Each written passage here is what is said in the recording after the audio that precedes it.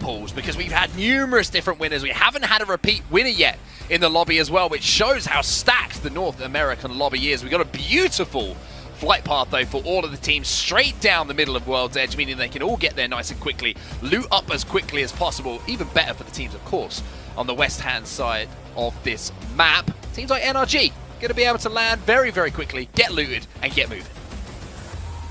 Yeah, and I will correct you slightly. We have had one repeat winner. It was NRG. They've managed to find victories. Sorry, Flashpoint have managed to find two of victories, course. not NRG. Excuse me. I will correct you, then correct myself. Yeah, Flashpoint have found two after that round 5 victory. So, in theory, they are one of the favourites with how many victories they've found. Rogue have the most victories across the season, so they are still one of the favourites as well in this tournament. But now we've got Complexity in the mix. They've yet to find a win here in this tournament, though, Mark. They may find themselves on match point, but we haven't seen a first place from them. So we need to see a big performance if they're going to snatch this away. And, I mean, how good would it be for Complexity after what happened to them in the summer playoffs if they were to come from the death here and snatch it away from the other teams? Now, here is a zone we haven't seen in a while. Fragment West, Fragment East, and Epicenter all involved. I wonder if it's going to pull just outside of Fragment towards Epicenter, or if it will be in the open just south of the little train station above Fragment West. This is a very interesting circle. Of course, you've got Complexity dropping over at Epicenter. You've got TSM over at Fragment East. And then you've got our other teams on match point who are going to have to make a little bit of a wider rotation in, maybe playing edge and trying to fight their way in. But I love these circles, Dan, because as we know, Fragment, so many layers in the buildings that are available for teams to find a spot to hold down. It usually means we have around 20 teams in that circle towards the end game, and that just makes things hella exciting. It's chaos, to be honest, and I blummin' bathe in that stuff. I cannot wait for this final circle if it is going to be around these buildings. Another team, Flashpoint, dropping at Overlook. This is a good rotation from them to get into a nice position. They can loot up, they can move on in. They've just got to be careful of those teams who are dropping in Fragment, of course, the TSM that you talk of. This is a real chance for TSM to get back in this game, get back in this tournament. If they could pick up a victory, they would get enough points to be match point eligible, and of course would stop everyone else from winning in the tournament as well. So we'll see where this zone pulls when it gets a little bit further, but for now, everyone's just on a looting mission. No squads eliminated early on, we've got no 50-50s, everyone in the lobby knows who's dropping where, and they will respect those drops, because you want to focus on getting your loot. You want to make sure you are as healthy as possible when you get to that late game. You may choose to rotate earlier than some other teams, but as long as you've got some weapons, you've got some armor, then you're sorted. Now we see the classic strategy from Complexity. A lot of teams might have been thinking about holding down a building, getting into center zone. Complexity make their way out of zone. They try and find that early game isolated 3v3, whereas Rogue, who have made a rotation here very, very, very quickly from Skyhook, have already found themselves into Fragment West on top of the quad tier building. They're going to be overlooking everybody who's trying to move in.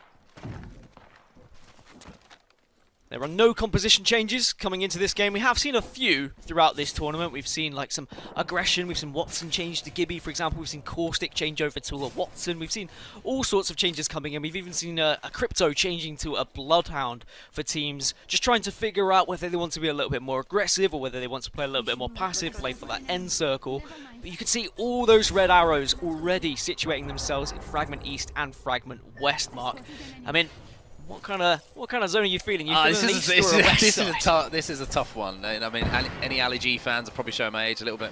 Now would know that is East side the best, is West side the best. It's an ongoing decision, right? And that might be a little bit of a niche, a niche reference for some of the people who might be up watching at the moment, because it's getting a little bit late over here in the UK, which is where most people might get that one. But Rogue have found themselves inside of Fragment West, inside of Market. We can also see the Flashpoint have found themselves inside a train station. Their rotation from Overlook looking pretty healthy at the moment. But I'm expecting, as we said previously, most of these teams will find somewhere to play inside this second and potentially third zone as well.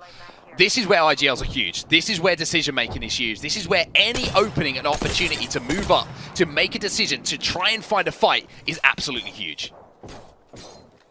think what's interesting about this Flashpoint squad is it's Rambo who's got the most kills out of the three of them. He's got 9 kills so far this tournament, 3,200 damage to his name, averaging out about 1.5 kills per match at the moment, which a lot of players are. About 1.5 kills, upward of 2 kills. At the moment, leading the lobby is actually Sentinel's Retzi. He's got 14 kills so far in this tournament, averaging out about 2.3 in each game. So those are the kind of players you want to look out for. You need your leading fragger, but the fact it was a Watson on the side of Flashpoint does surprise me. But I mean, you know, Watson's nimble, she's quick.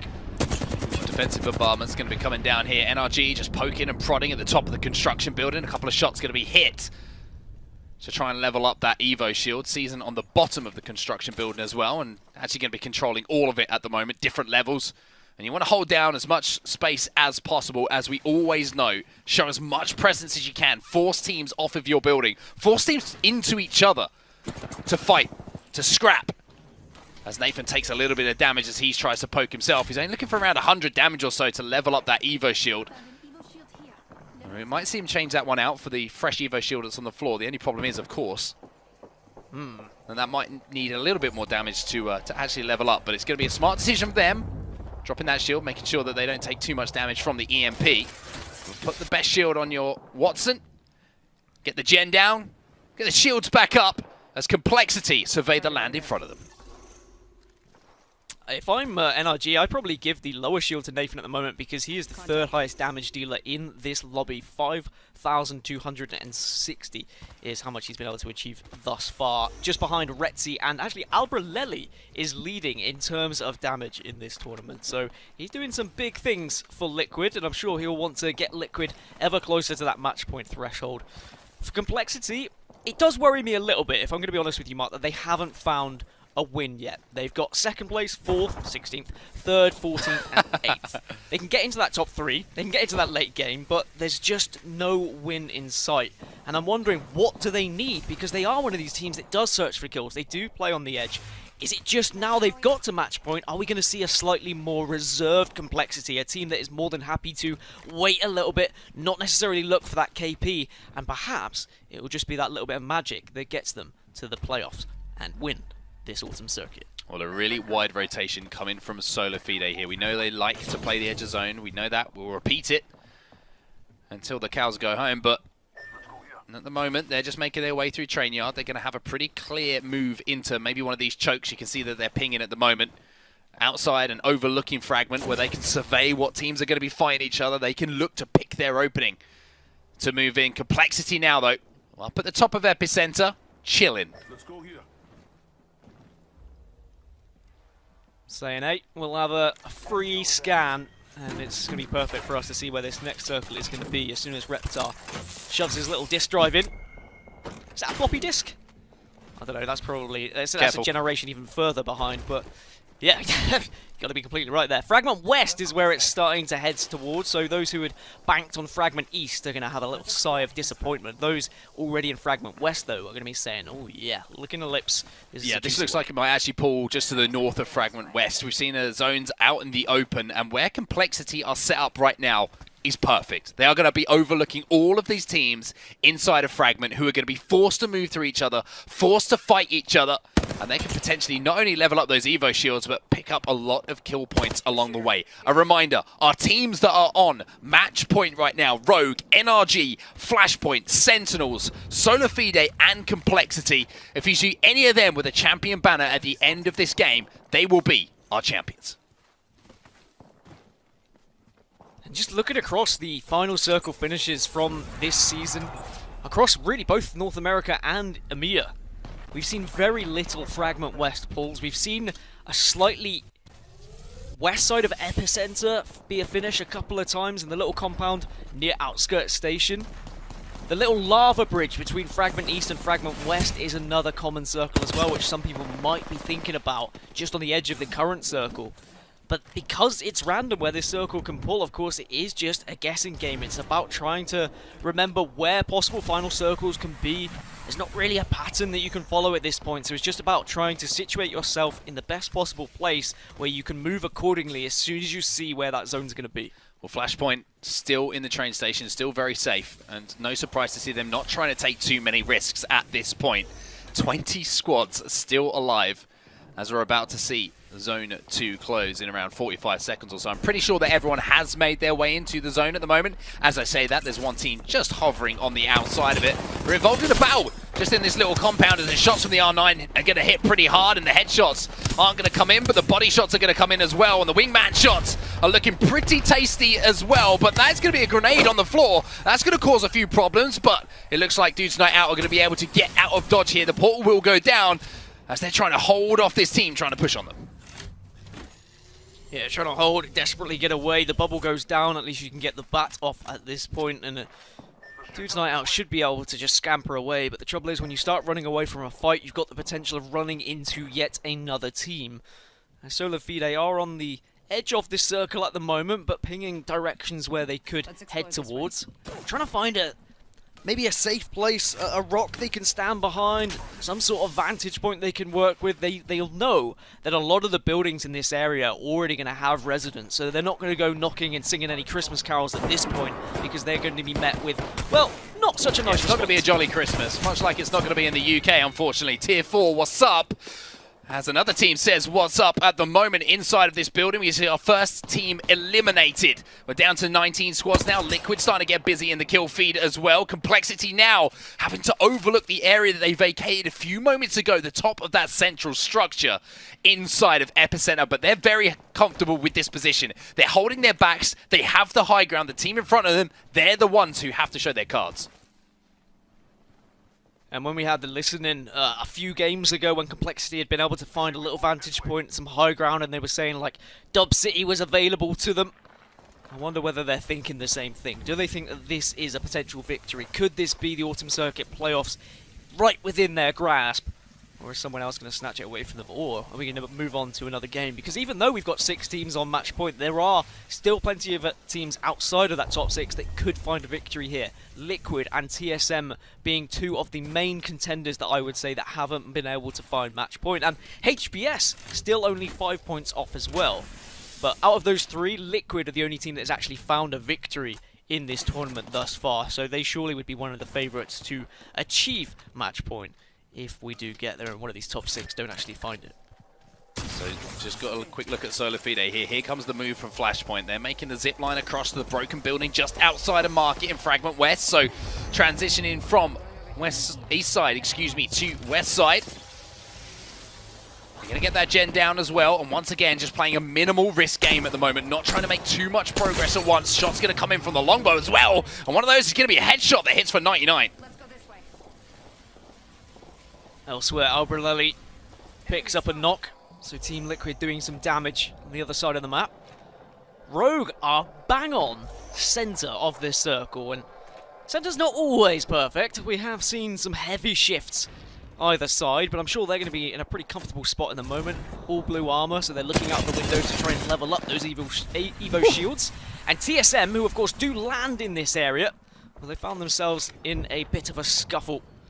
Some good damage coming out from ImperialHal, but it's not going to be any kills just yet. Portal just to try and see if they can get a knock, create an opening. As Reps is now going to be peeking through the bars of a window like a caged animal, just looking for an opportunity to take down some prey with that G7 scout. Nice shots as well onto the broken building team, and that's Flashpoint, remember, who are holding down that position. So difficult to hold down that area as well. You can see so many openings for players with those scouts, with the charge rifles, longbows, to do damage. Oh, Reptar! Squeaky bum time for him. Manages to get round the corner. He will be able to get that Phoenix kit off, but Complexity have to be careful with. Just showing a little bit too much as Reptar. Maybe a bit too confident. Just waving at those who are a little bit lower down in Epicenter. And they have to be very careful. They know there is a team just below them. Solar Fide in some trouble. The bubble will come down, just a defensive mechanism here to allow them to heal up, but that means they're vulnerable to some bombardments, to bullets, to grenades. And the bombardment comes down, but it's not going to hit Solar Fide. They've dodged that one. And not just dodging a bullet, they are dodging everything raining from the sky. Still 19 squads remaining. You can see the flank has just been taken down and finished as well by Duplex. So Liquid losing a member. Rogue still right slap bang in the center of the zone. And Sweet just looking for the opportunity to hit one bullet with that Hemlock to get that blue up to a purple as well. Teams will be rotating in. There will be the opportunity for him to hit some shots. As we see Tech in the kill feed as well for 2 brains, 1 controller.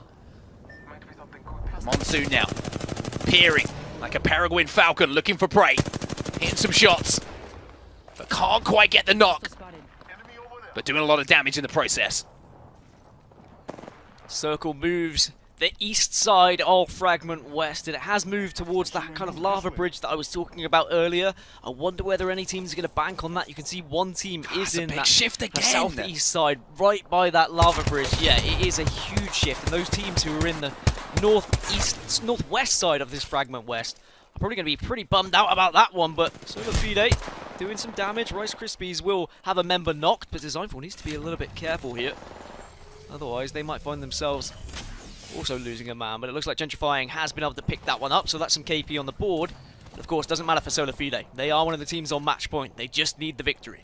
So the team who is now all of a sudden in control of the circle is Flashpoint, taking control of that broken building. Their slap bang center, TSM, are also inside. Complexity though, things have changed a little bit for them. They now need to make their way into Fragment with 19 squads alive. Leaving it this late, it's very, very difficult as NRG are finding now. They've been holding down the west side of Fragment, and now they're going to be holding that res button as well to try and get Nathan back up. If they lose one player, this is of course NRG who are on match point, down to a 2-man. Can Nathan get away? All shots coming in from behind Frex now. NRG, risky plays from them. Oh, and just as Rocker goes for the res out of nowhere, a stone cold stunner, and it's down to just Frex. He does manage to do the job. He gets the kill, but at what cost? Can he stay alive? Can he potentially get revives here? Nathan and Rocker still healthy. We will get some fences put up. And he does have a gold backpack too, so they will be revived to a healthy total if he can get them back up. Solafide now making their way in, creeping their way in, but they've only got 9 seconds before that ring does start closing as well. And they've still got a little bit of land to cover before they can find themselves a hiding spot, a home, whatever you want to call it, to progress in this game. NRG back up to a full complement, but only for a few moments. As Nathan now puts some big shots down with the flatline to try and buy his teammates time to get the res, and all of a sudden, what has been an incredibly quiet Game 7, you can hear the noise echoing around Fragment.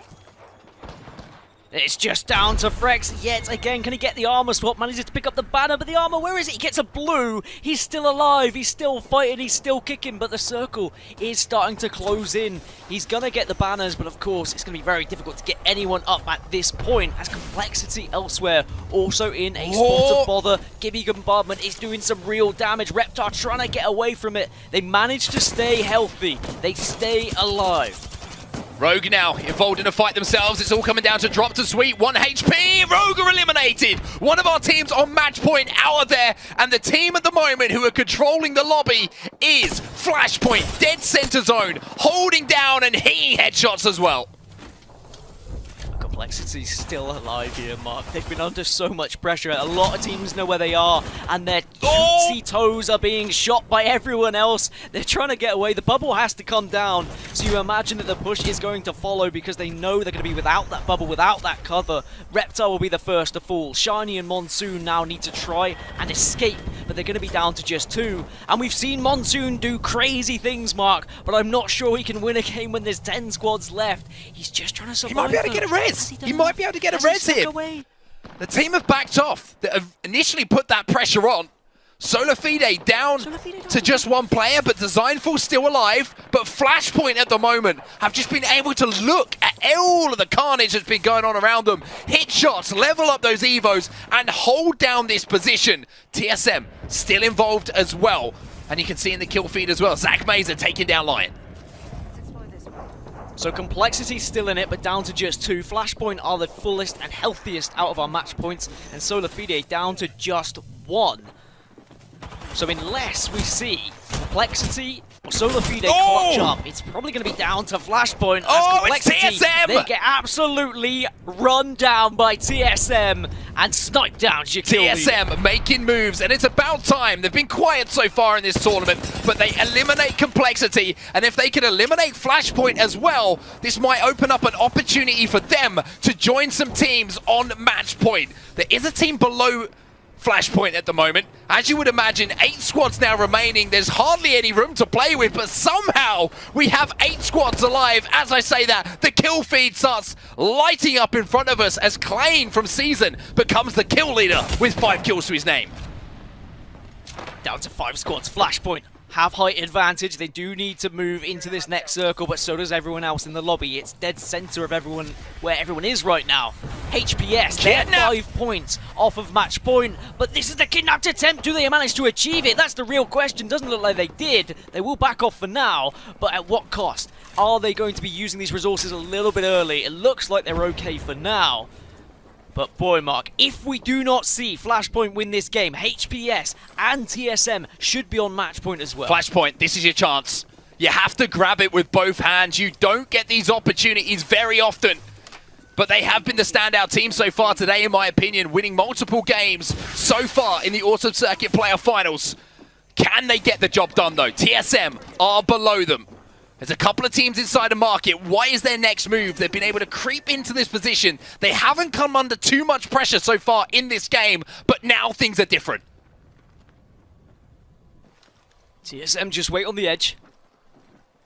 As we get the calm before the storm, everyone just trying to size each other up at this point, work out who's going to be pushing in from where, how they're going to get into this circle, what's the plan of action. Flashpoint, the first team to move. The portal being created by Kubsky. It's not going to be central circle, instead they reposition. He manages to get some gold armor, and he's going for the fast heals in this late game scenario. Smart play.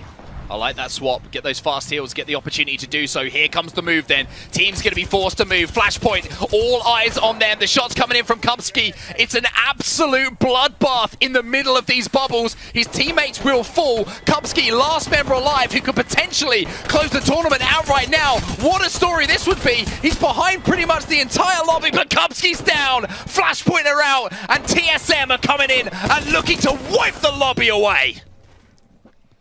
TSM take the victory. They've done their job. They get to match point, and we're going to a game 8. HPS also did enough. We're going to have at least 8 teams on the match point threshold going into this game. Results here at the Apex Legends Global Series Autumn Circuit North American Finals, and of course, ooh, T-Shay. Oh, you did it! I love it, John. You're on board with my double-digit joy. Exactly. TSM showing exactly who TSM is by doing TSM tings, as the kids say. John, talk to me about any of the surprises here. I'm looking at HPS and going, Mer? Yeah, exactly. I don't remember where HPS was in terms of points, but Onset said it, and I think he was right. HPS might be in match point alongside TSM. Season and Farm Boys. I like to see it. Farm Boys, one of our teams that qualified through last chance qualifiers. Props to them. And SIZ is another one. You see them a little further down, and they're up there in the grand scheme of things. I hope that Farm Boys, which in my eyes, that's the team that was right below Kubsky and Flashpoint. I'm hoping that that's enough for them to kind of get close to that match point spot. I really have been impressed with this Farm Boys squad. It's a Cinderella story in its own right. Fantastic. Well, let's not make you wait any longer. We've got those overall standings where we're going to see which teams have made it to match point now, going out of game number 7, coming in to game number 8, and bam! Boy, do I love a good graphic. Look at that. Oh, and just a casual number 3 slot coming in. They weren't match point before this, but boy, did that trajectory just bolt them up to number 3, up to the top. And of course, HPS also coming in with 56 points. Brilliant. I mean, absolutely brilliant from HPS, Saucer Hill, and Panders. Panders is a little fun fact for everyone here. I've been really, really impressed by Panders' gameplay. He actually had the most average damage dealt per match throughout the entirety of the Autumn Circuit. Hill was right behind him. So you got to give kudos and respect to HPS. Saucer, former team captain of the Flying Saucers. Yes, he's very humble. They're always been a very, very top performing team. Big shot to them. They have now secured themselves alongside TSM as match point eligible. 8 teams now. 8 teams, Kate. Okay, 8 teams. It feels to me, now call me nuts, because me and math don't really ever get along. At any rate, yeah, we've got some highlights. If you want to see the way that TSM made their way to the final finish, to the W here for our last game, number 7, well, we've got some highlights for that, and John's going to tell you exactly how they ruled the day. Yeah, they also say lift instead of elevator, so I don't know if anything that Onset says, I take, too seriously. Big shout to my man Onset. I got a lot of love for Mark. I've been casting with him for a long time since the Gears of War and Halo days. He did say correct. All right, he agrees with me. Fantastic. He's like, yes, don't agree with anything that comes out of my mouth. But more importantly, Onset, Gaskin, they casted that one brilliantly. Was it Onset? Was it Gaskin? We've been doing some mixing and matching here. I can't remember here. But they did cast it brilliantly. This end game was where TSM, again, just kind of cleaned up the lobby. I said it earlier, I'll say it again. Clean up in Aisle 5, clean up in Fragment East.